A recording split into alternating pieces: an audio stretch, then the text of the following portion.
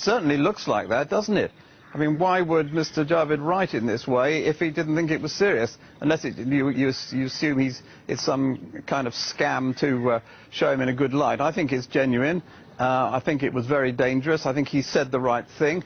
And I hope that John Whittingdale, who's pretty wise in these areas, will have exactly the same view.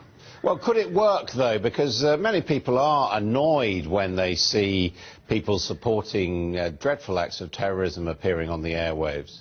They do, and I can understand the frustration of the Home Office and others, and indeed ordinary citizens like ourselves getting irritated by this. But does anyone seriously think that people are being radicalised and going off to Syria and where else because people like Chowdhury are being interviewed on Sky News or Newsnight? I don't think so. That's not how it happens. It happens online now, it happens in sermons in certain mosques or wherever. That seems to be the way it goes, one-to-one, much more likely. And frankly, I can't see any way at all in which this was going to help any kind of government, because even if you were to use it, it almost certainly would go off in a huge bang in your face, a great row about censorship in the media. What kind of good does that do to anyone? So I think it was wrong thinking. We did have a period, of course, during the troubles in Northern Ireland where there was attempts to censor certainly the live voices of leading Republican figures and other paramilitary figures. What was the effect of that in your view? Well, I think in the end it was discredited. The broadcasters of all parties found a way round it by sort of putting the words up in other ways, and I think the public thought it's a bit rum.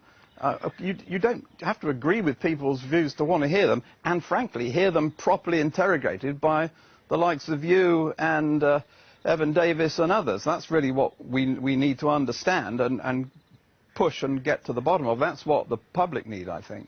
So what is the responsibility of national broadcasters in terms of interviewing people who are supporting terrorism or indeed other very unattractive acts? You can't put on people inciting terrorism or breaking the law. That's as it is now, and I think is as it should be.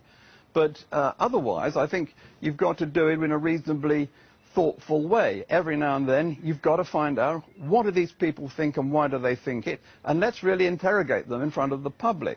You don't want to be, if you're doing that every night of the week, you're doing something seriously wrong. If you're doing it in a soft and feeble way, you're doing something seriously wrong. But if you're not doing it at all, I think you're letting down the public.